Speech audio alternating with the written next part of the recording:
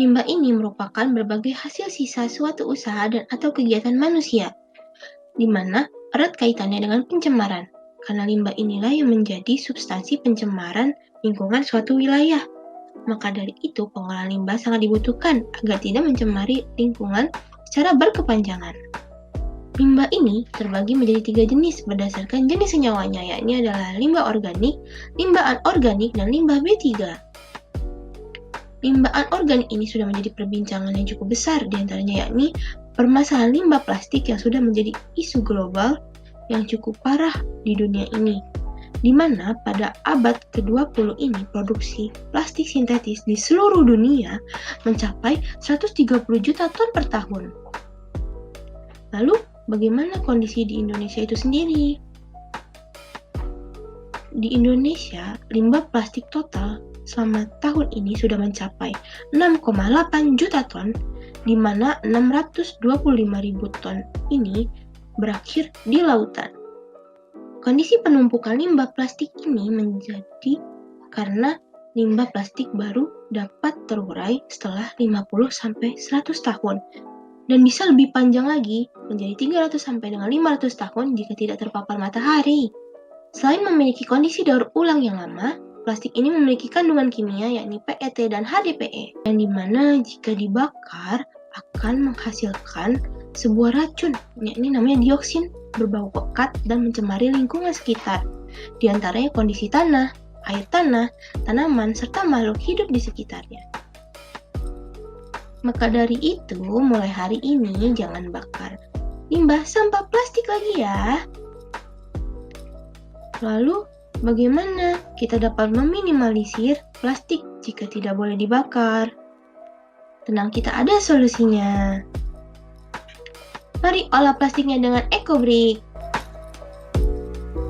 Apa sih EcoBrick itu? EcoBrick ini merupakan botol plastik bekas yang penuh berisi segala jenis plastik bekas, bersih, dan kering, di mana memiliki fungsi sebagai balok bangunan yang dapat digunakan berulang-ulang. Mengapa harus EcoBrick? EcoBrick ini yang pertama berwawasan lingkungan.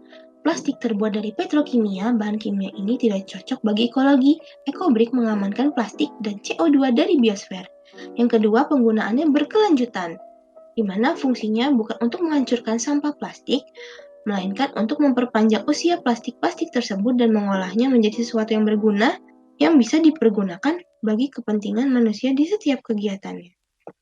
Yang ketiga, dapat digunakan sebagai sarana ecopreneurship, di mana penggunaannya bisa menjadi sarana peningkatan ekonomi, namun masih berbasis pada lingkungan.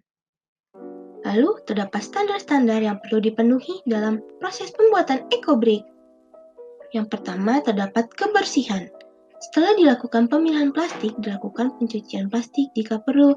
Misalnya, plastik bekas tisu di rumah yang masih bersih tidak perlu dicuci. Yang kedua, yakni adalah kekeringan. Plastik akan digunakan dalam kondisi kering karena agar usia EcoBrick bisa panjang. Yang ketiga, yakni adalah kepadatan. Dalam pembuatan EcoBrick ini harus memenuhi standar minimal agar tetap kuat menahan beban lebih lama, di mana standar minimalnya yakni berat minimal EcoBrick volume botol mililiter dikali 0,33 gram dan berat maksimalnya EcoBrick yakni volume botol mili dikali 0,7 gram. Jadi, jika berat volume botol 600 mili, maka harus memiliki berat minimal 200 gram dan berat maksimal sebesar 450 gram. Hal ini terjadi karena jika berat lebih dari 450 gram, EcoBrick akan mudah pecah dalam penggunaannya. Lalu, bagaimana sih tahapan pembuatan EcoBrick? Berikut merupakan alur pembuatan EcoBrick. Pertama, kita siapkan alat dan bahannya, yakni diantaranya ada gunting, ada wadah, lalu ada timbangan dan tembak, kayu ataupun pipa untuk memadatkan plastiknya. Lalu bahannya kita sediakan botol plastik dan plastik sebagai isiannya. Yang kedua, pilih jenis botol dan kumpulkan botol serupa agar dalam proses pembuatan suatu barang akan terlihat lebih rapi dengan seragamnya botol yang dipakai. Yang ketiga, potong plastik menjadi ukuran yang lebih kecil. Pemotongan plastik menjadi ukuran kecil bertujuan untuk memudahkan proses memasukkan dan pemadatan ke dalam wadah botol. Yang keempat, masukkan plastik ke dalam botol. Plastik lembut di bagian paling bawah atau dasar botolnya. Untuk proses ini, mulailah dengan memasukkan plastik yang bertekstur lembut ke dasar botol. Barulah setelah plastik lembut tersebut sudah terpadatkan di dasar botol, plastik-plastik lain dapat dimasukkan ke dalam dan dipadatkan. Lalu, yang kelima, padatkan plastik di dalam botol dengan menggunakan tongkat kayu hingga padat. Pastikan untuk melakukan proses ini secara perlahan-lahan.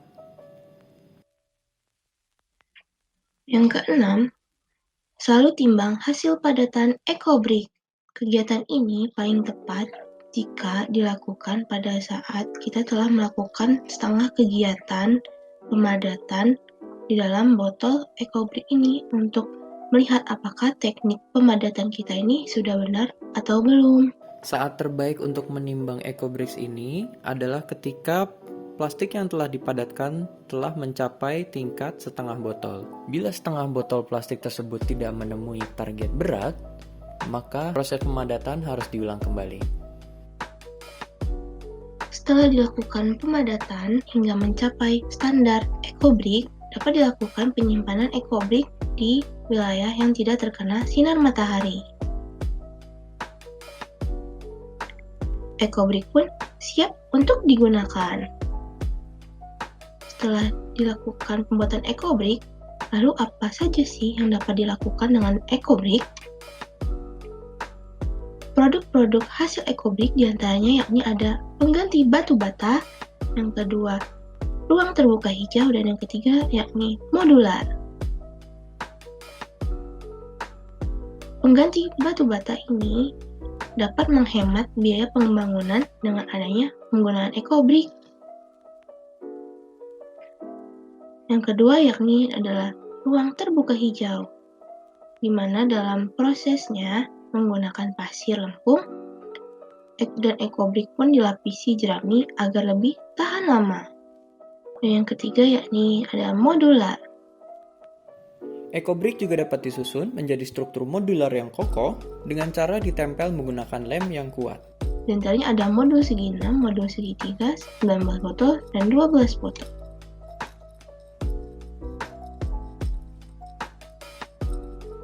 Agar dampaknya bisa lebih dirasakan manfaatnya, EcoBrick ini dapat dibuat melalui komunitas pengolahan plastik EcoBrick sehingga dapat dirasakan manfaat yang lebih berkepanjangan. Mari mulai mengecobrickkan plastik di sekitar kita agar anak cucu kita di masa depan nanti bisa merasakan keindahan bahari yang ada di sekitar kita juga.